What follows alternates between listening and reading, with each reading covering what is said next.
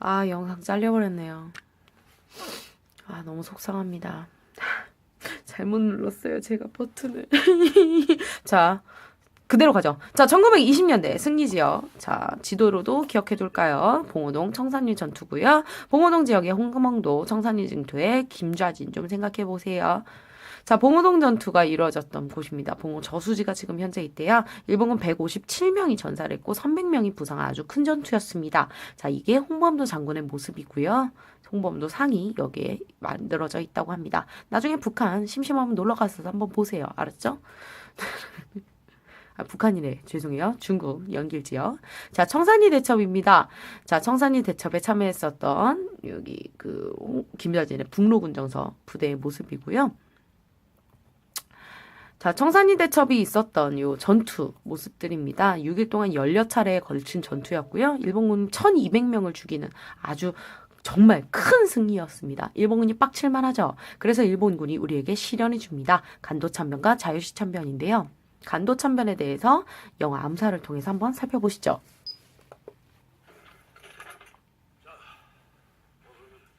이제 누구를 죽이면 되는 겁니까? 사진 한번 꺼내보지. 김재진 장군이 청산리에서 승리하고 나서 모든 일본군들은 그 보복으로 만주 일대에 있는 조선인들, 남녀노소 민간인 할 것 없이 보이는 대로 전부 죽였다. 안동진은 그때 거기 있었나? 저희 어머니도 그때 총을 맞고 돌아가셨습니다. 운이 좋으셨죠. 다른 사람들은 칼에 찔려 죽고 몽둥이에 맞아 죽고 목이 졸려 죽고 불에 타서 죽고 생매장 당해 죽고 솥에 삶기도 하고 그렇게 3,469명을 죽였습니다. 27일 동안. 그 간도참변을 일으켰던 19사단 지휘관이 카와구치 마모루라고 하는 겁니다. 현재 그놈은 조선 주둔구 사령관이고 곧 일본으로 떠나는데 그 새끼 살려보내지 말자고. 자, 이게 간도참변입니다. 민가 2,500여 채와 학교 30여 채를 불태우고요. 3,700명을 한 달 동안 학살합니다. 이후로도 간도참변 이후로도 학살을 멈추지 않았고요. 거의 만여 명 정도를 학살한 것으로 알려져 있어요. 그냥 민간인들을 이렇게 잡아 죽인 겁니다. 왜? 독립군에게 진 게 분했거든요. 자, 이게 서양 선교사 마틴이라는 사람의 수기인데요. 한번 보시죠. 너무 가슴 아프죠. 새벽에 무장한 한계대대가 이 기독교 마을을 포위하고 남자라면 늙은이, 어린이를 가리지 않고 끌어내어 때려 죽이고 그렇지 않으면 불붙은 집과 곡식 더미에 던져버렸다. 이 상황에서 오려고 해도 올 수가 없는 그들의 처와 어머니들 가운데는 땅을 긁어 손톱이 빠져버린 사람도 있었다. 밤만 탄 19채의 집 주위를 돌아보니 할머니와 딸들이 잿더미 속에서 타다 남은 살덩어리와 부서진 뼈를 줍고 있었다. 이것을 보고 나는 신에게 기도를 드렸다. 사람도 아니죠. 네, 정말 사람도 아니에요. 이런 학살을 일제는 세계대전 중에 뭐 난징 대학살이라든지 관동 대지진이라든지 그래서 칸토 참변이라든지 등등해서 꾸준히 학살을 자행했습니다. 이 부분에 대해서는 전범 국가로서 확실히 인정하고 사죄해야 돼요.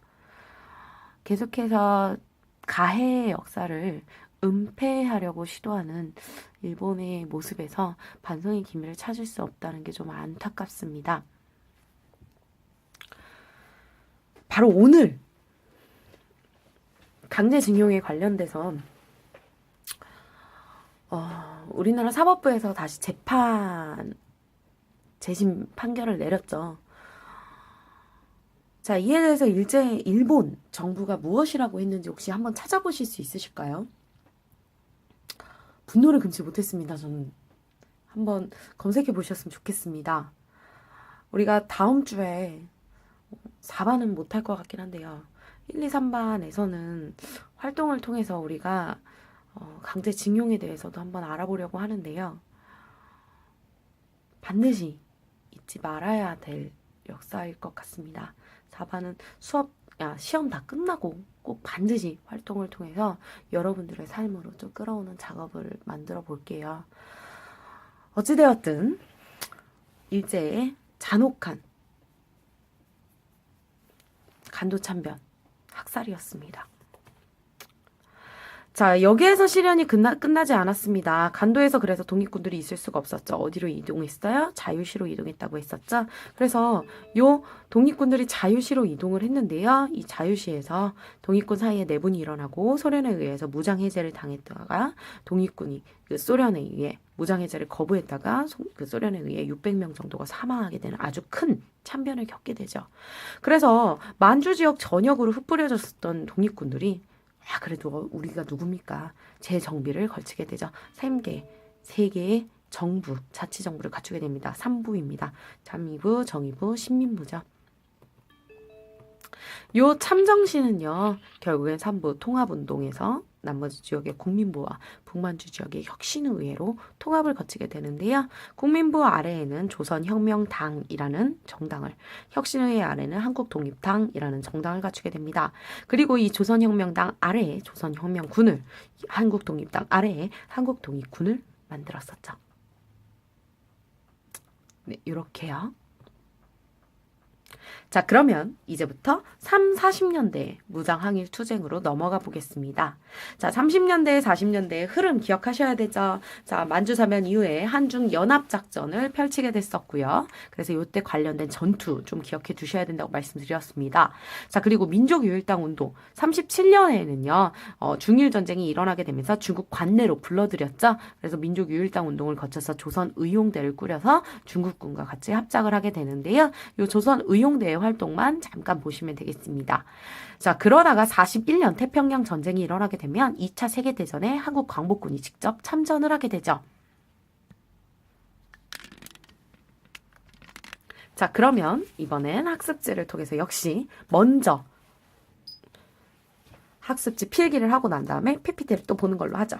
자, 30년대 들어가게 됩니다. 자, 만주사변이 일어났어요. 31년 만주사변이 일어나게 되면서 중국 만주 지역을 일본이 점령하게 되죠. 그래서 만주 지역에 있었던 한국군과 중국군이 연합작전을 펼치게 됩니다. 자, 군대는 여기 이 3부, 통합된 3부의 군대가 그대로 넘어오게 된 겁니다. 조선혁명군과 한국독립군이죠. 자, 조선혁명군의 대장이 누구냐면요. 양세봉 선생님입니다. 자, 한국독립군의 대장은 지청천 선생님입니다. 자, 두 분 다 정말 대단한 독립군들입니다. 반드시 잘 모르시는 분들은 꼭꼭꼭꼭꼭꼭 검색해서 찾아보고 공부하셨으면 좋겠습니다.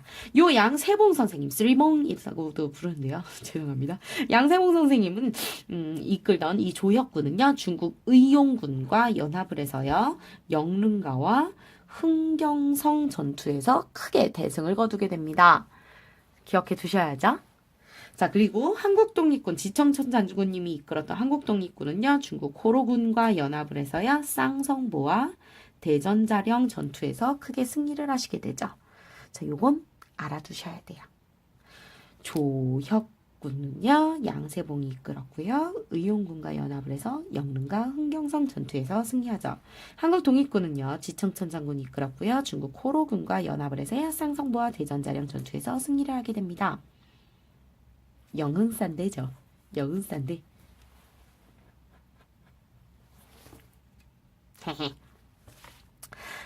자, 그리고 항일 유격 투쟁으로요. 요거는 우리 연표에선 배우지 않았었는데요. 보천보 전투도 좀 알아두셔야 됩니다. 동북한일 영군이라는 대대인데요. 정확하게 말하면요. 요 동북한일 영군은 원래 만주 지역에 있었던 사회주의적 군대입니다. 근데 얘네들이 유격 투쟁을 했다는 건 기습 작전을 펼쳤다는 거예요. 그런데 요 보천보 전투가 중요한 의의는 뭐냐면요. 한반도에서 한 거예요. 이해 가세요? 만주 지역, 간도 지역에서 있었다가요. 한반도 영내로 들어가서요. 여기에 함경도 지역을 기습 작전하고 돌아오고 기습하고 돌아오고 기습하고 돌아오고 이런 식으로 해서 보천보에서 크게 전승을 거둔 전투입니다. 그런데 요 보천보 전투에 참여했던 동북항일 연구를 이끌었었던 장군이 바로 김일성이라는 사람이었고요. 후일에 나중에 북한의 지도자가 되는 사람이라고 알려져 있습니다. 그래서 보천보 전투, 김일성의 보천보 전투 정도는 조금 그냥 한번 들어보고 넘어가셨으면 하는 바람으로 말씀드려 봅니다. 자, 그러다가 37년이 됐어요. 31년 만주사변 이후에 열심히 싸웠지만 결국엔 만주국이라는 괴뢰국이 만들어지면서 사실 만주 지역에서 독립군 활동을 하기가 쉽지가 않았어요. 이런 상황에서 중일전쟁이 일어나자 중국군들이 한국인을 부른 거예요. 야, 중국 관내로 들어와서 우리 같이 싸우자! 한 거예요. 이해가세요? 그래서 같이 들어간 겁니다. 중국 관내로 들어갔어요. 관내 아시죠? 산해관 안쪽, 그러니까 만리장성 안쪽이라고 말씀드렸어요. 자, 그래서 관내로 들어가게 되면서 하는데 그냥 불러들인 건 아닙니다. 당시에 국민당 정부였던 장제스가 뭐라고 얘기했냐면, 야, 윤봉길 이후로 난 너희들을 지원하기로 약속했어. 그래, 윤봉길 한 거죠. 그래서 윤봉길 이후에 이들을 지원하기로 약속했었던 국민당 정부에, 죄송해요. 혼자 빵 터졌네요. 국민당 정부의 전폭적인 지원을 받아서야 결국엔 중국 관내로 들어가게 되죠. 자, 그래서 관내로 들어가게 되면서요, 민족 유일당 운동을 하게 된 거예요. 중국군이, 야, 우리랑 같이 싸우려면 너네들도 대표 군대 하나는 있어야지 라고 한 거야. 대표 군대를 하나 만들려면 우리 민족 유일당 운동을 벌여야겠지. 하나의 당을 만들어야 되니까, 하나의 군대를 만들어야 되니까. 그래서 민족 유일당 운동의 결과 조선민족혁명당이라는 걸 조직하게 돼요. 원래 민혁당은 되게 중요한 전체인데 우리는 요 정도로만 넘어갈게요. 의열단 중심으로 조선민족혁명당이 만들어지고요. 의열단 중심이란 얘기는 누구 중심이야? 김원봉 중심이에요. 원봉의 아저씨 중심으로 민혁당이 만들어지면서 중일전쟁 이후 조선민족전선연맹을 결성을 하면서 민족유일당 운동을 좀 더 키워나가게 됐죠. 그래서 국민당 정부의 지원을 받아서야 군사 조직을 만들게 되는데 이 군사 조직을 기억하셔야 됩니다. 뭐야? 조선 의용대입니다. 우리는 아까 조용대라고 정리했죠. 조용대! 네, 죄송합니다. 조선의용대입니다. 정보 수집 프로신문 후반 결혼 등 중국군을 지원하는 활동을 많이 했었고요. 중국 관내 우리 민족운동의 중심 역할을 했었죠. 자, 그래서 조선의용대가 만들어져서 활동을 했었는데 안타깝게도 분열이 되게 됩니다. 결국엔 사회주의와 민족주의 중심으로 민족주의 안에서 되게 분열이 계속해서 거듭해서 일어나게 됩니다. 그래서 둘로 나눠지게 되는데 쪼개지게 되는데 일부는 조선의용대 화북지대라 그래서요. 연안지방으로 넘어가게 돼요. 조선의용군을 결성합니다. 알아두셔야 돼요. 조선의용대가 아니라 군으로 바꾸게 되죠. 조선의용군을 결성하게 되면서요. 이들은 공산당군과 연합해서 일본과 전쟁을 하게 됩니다. 연안 지역으로 넘어가서요. 이따 우리 PPT로 볼게요. 자, 그리고 김원봉이 이끈 일부는요. 한국 광복군에 나중에 합류하게 됩니다. 42년에요. 이해가시죠? 조선의용대가 만들어져서 활동을 하다가요. 1942년에 광복군으로 일부가 합류가 되고요. 나머지 일부는 조선의용군을 결성하면서 연안지대로 가서 공산당과 연합작전을 펼쳤다는 거죠. You know what I'm saying? Yeah, baby. 자, 그렇게 해서 30년대 조용대 활동까지 봤습니다. 자, 그러다가 41년 일본이 더 무리수를 지죠. 대무리수, 깨무리수죠. 누구를 적으로 돌려야? 미크! Yeah, baby. 아메리카를 적으로 돌리게 된 거야. 무리수죠. 2차 세계대전이 무르익게 된 겁니다. 요 세계대전에 광복군이 참전을 하게 된 겁니다. 한국 광복군 얘기죠. 자, 한국광복군은 어디에 산하에 조직된 군대입니까? 맞습니다. 임시정부죠. 대한민국 임시정부의 재정비 결과 만들어진 군대였습니다. 자, 아무래도 2차 세계대전에 참전을 하려면 정부에 갖춰진 정확히 군대, 정말 정식 군대가 만들어져 있었어야 됐다고 생각을 했었던 김구 선생님이 임시정부 산하에 한국광복군을 만들게 되죠. 총사령관은요, 아까 한국 독립군을 이끌었었던 지청천 선생님입니다. 이청천, 지청천 많은 이름이 있어요. 아, 정말 대단한 분입니다. 지청천 선생님은 한번 우리가 수업 시간이 아니더라도 한 번쯤 생각해보는 용도로 좀 다뤄보는 때가 있을 것 같아요. 자, 그래서 한국광복군의 활동을 좀 정리를 하면요. 자, 먼저 첫 번째, 일제가 태평양 전쟁을 일으키자 대일 선전포고를 하게 됩니다. 즉, 전쟁에 참전할 거야 라는 걸 선전포고라고 하죠. 자, 우리랑 전쟁하자. 우리도 너희들이랑 싸울 거야 라고 하면서요. 그래서 연합군 측에서 합동전철을 펼치게 됩니다. 자, 여기에서 연합군, 추축국 기억하셔야 됩니다. 세계 2차 대전에서요. 추축국 진영과 연합국 진영으로 나뉘어서 전쟁을 펼치게 되는데요. 바로 이 추축국 진영이 독일, 이탈리아, 일본이라고 생각하시면 돼요. 전범국들입니다. 연합국은 이에 맞서는 뭐 미국이라든지 유럽 등지라고 생각하시면 되고요. 한국도 역시 일본과 싸워야 되니까 이쪽으로 들어가게 되죠.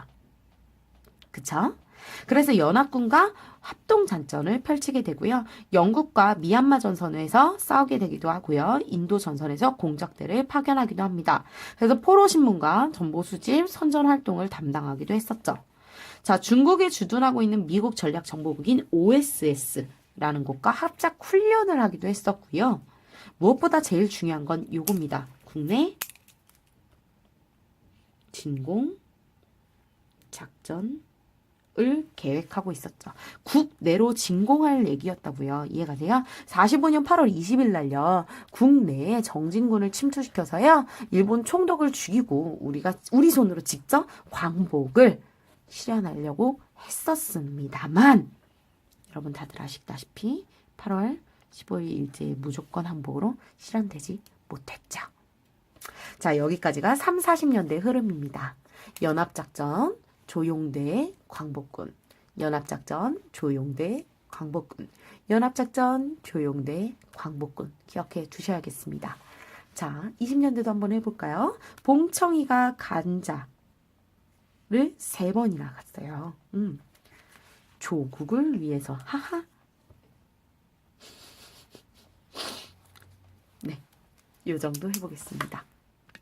자, 그럼 PPT 정리해볼까요? 3, 40년대 무장항해투쟁입니다. 한중연합작전이 이루어졌었던 조선혁명군과 한국 독립군 모습 보여두셔야겠습니다. 아이고, 죄송합니다. 그래서 중국군과 연합작전을 펼쳤었고요. 조혁군, 양세봉 선생님이 이끌었던 조선혁명군, 영릉과 흥경성 전투에서 크게 대승을 거뒀고요. 자, 총사령관 지청천 선생님이 이끌었었던 한국 독립군 쌍성보와 대전자령 전투에서 대승을 거뒀습니다. 자, 지청천 선생님이 이끌었던 한국 독립군은 쌍성보 대전자령 전투, 조선혁명군은 영인과 흥경성 전투, 의용군과 같이 했었고요. 호로군과 같이 했었습니다. 자, 아까 잠깐 말씀드렸던 동북항일연구의 보천보 전투, 여기에 있는 거 보이시죠? 국내로 침투했다는 거 정도만 알아주시면 되겠습니다. 자, 그리고 37년 중일전쟁 이후에는 조선 의용대가 꾸려지게 되죠. 민족유일당운동의 결과. 자, 여기에 김원봉 선생님 계시고요. 요 조선 의용대는요. 활동을 하다가 결국 분열이 되게 됩니다. 조선 의용군과 한국 강복군으로 합류를 하게 되죠. 김원봉 선생님이 이끌었었던 일부는 한국 강복군으로 합류를, 그리고 나머지는 조선 의용군이라고 해서 여기 보이시나요?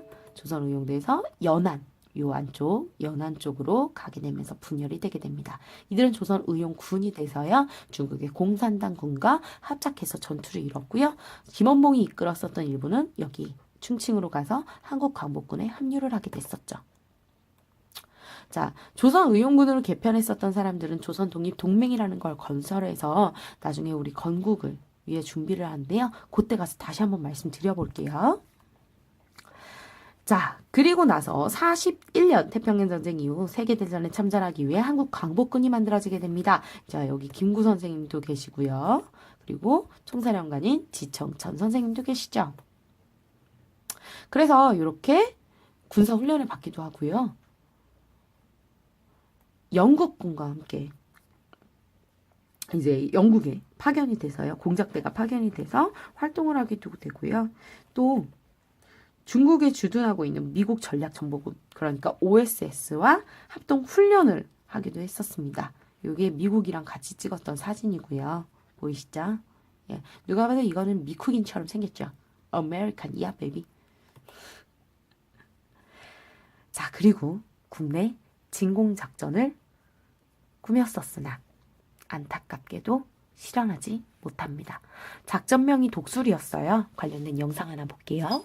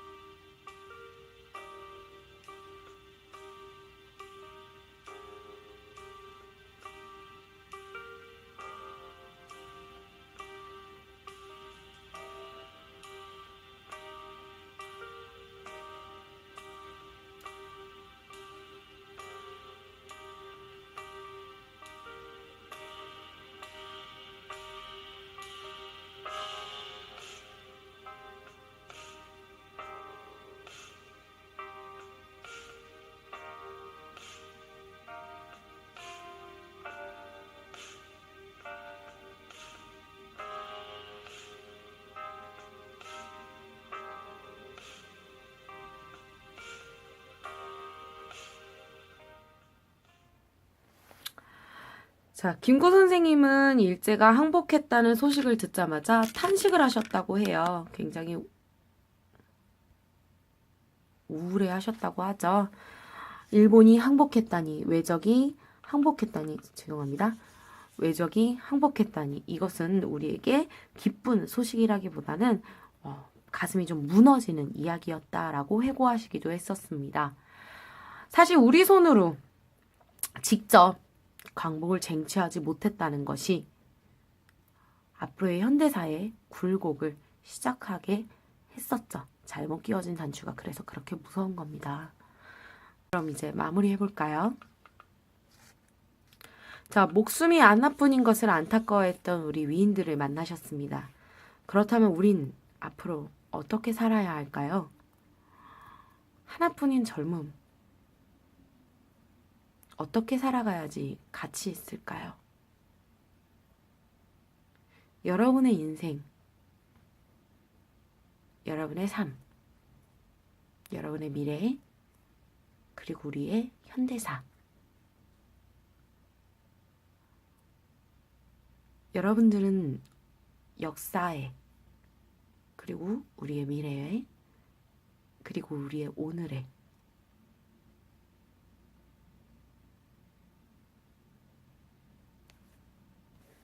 그리고 여러분들의 젊음과 청춘에 떳떳하신가요? 하나뿐인 삶, 어떻게 더욱 가치 있고 의미 있게 만들어갈 수 있는지 생각하는 계기가 될 수 있는 수업이었길 바랍니다. 우린 어떻게 살아야 할까요?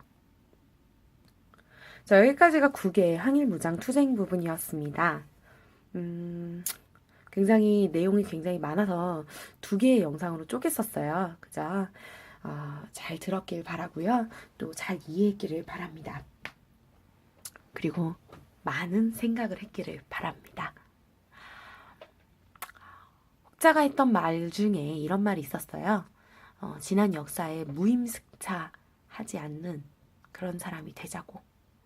네, 저도 같은 말을 해드리고 싶습니다. 여러분, 지난 역사에 무임승차 하는 걸 부끄럽게 여길 수 있는 사람들이 되시길 바랍니다. 감사해하고 기리며 기억하고 또 기억할 수 있는 그런 은행고등학교 학생들이 되셨으면 좋겠습니다. 마지막으로 영상 하나 보면서 마무리할게요.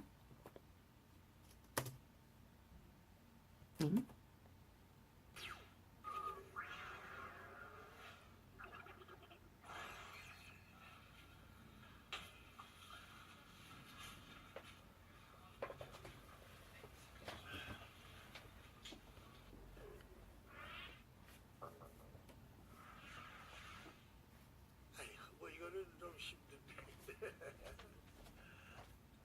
96세인데 예, 교육방송에 무슨 방송을 하게 돼서 얼마나 기쁜지 모르겠어요. 5분 동안 이제 할 얘기에서 제일 중요한 걸 요즘에 독립이 뭐이냐 독립운동이 뭐이냐 그런 질문하는 사람들이 가끔 있어요.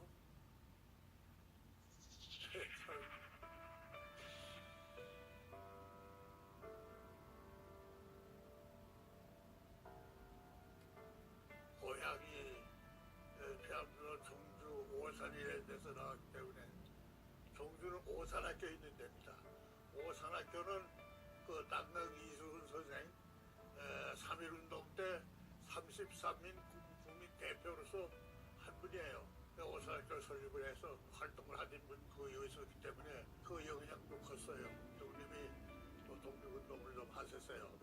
이제 재패 가서 공부를 하는 것도 보고 어렸을 때부터 하나하나가 독립운동, 민족 정리에 관한 그 도가니 속에서 나는 살았어요. 한두 가지가 아니야. 대학 다닐 때 또 이제 그 독립운동 한 사람의 재판에 담당한 그 발선 변호를 내가 있던 사무실에 변호사가 맡았기 때문에 그 내용을 알고 나한테 부탁할 거 다 좀 얘기를 해주시오. 내가 표지 써서 보냈어. 그러니까 그분들이 할 얘기야. 요즘 세상엔 그런 사람을 친한 친구도 멀리 하는데 말이야. 해를 볼까봐. 모르는 사람이 그걸 접촉해서 이게 훌륭하다고 그래서 그게 훌륭한 게 무엇입니까? 내가 그래 해야 될 것을 했습니다. 그런 적이 있어요. 근데 그때만 하더라도 참 우리나라 참 민족이 그런 내 친일파가 있지. 나와 가서 이렇게 그런 걸 보고 의문을 느낀 사람도 있다. 야. 되게 의문을 느낀 사람이 적었어요. 일본 군대에 가서 탈술도 그렇고 탈술해서 일할 때에도 상준하나 김순례비 그 사람들이 다 나하고 같이 이제 탈출한 사람들이에요. 광복군에 가서도 우리 동지들이 한 50명 있었는데 그게 훈련을 다 끝나서 일기생 4개월 그러고 나서 이제 출정하는 걸 경련해 왔지.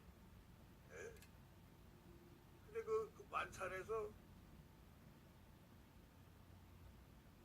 이제 일본이 무조건 항복했다는 소식이 들어왔어. 나도 또 호탈 가면서 지금까지 애써 이게 다 호사로구나 말이야. 나를 멍하니 해서 말이야. 정신병자 같이 말이야. 할일이 다 이제 다 끝났구나 말이야.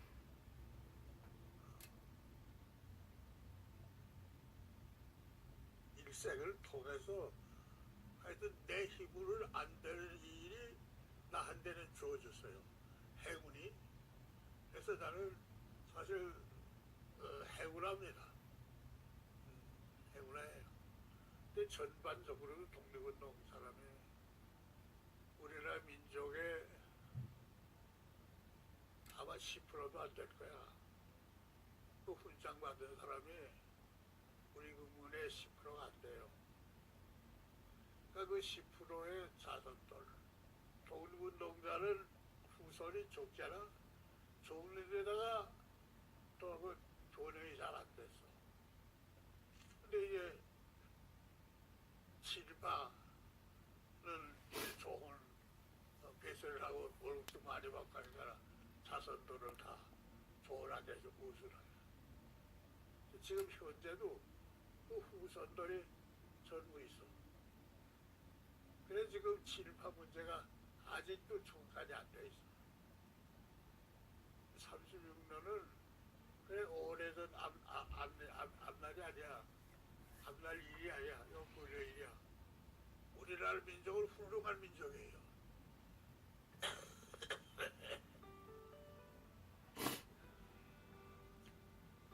다시는 외국의 침탈을 안 받을 것으로 생각을 해요.